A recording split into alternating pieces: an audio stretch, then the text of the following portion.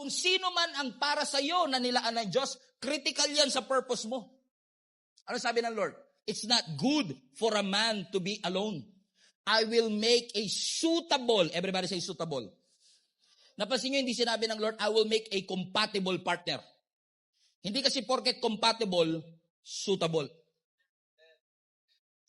And marami sa atin na di-deceived kasi ang habol natin compatibility, hindi suitability. Oo nga, compatible kayo today. Pareho kayong mahilig manood ng Queen of Tears. Pareho kayo mahilig sa pula. Pareho kayo mahilig sa tinapa.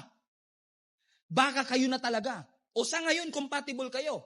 Pero kaya kayo compatible kasi hindi pa kayo parehong fully developed. Amen? Bakit? Kailangan mo ma-realize, mga kapatid, take your time. Because if you rush the process, you will ruin the result.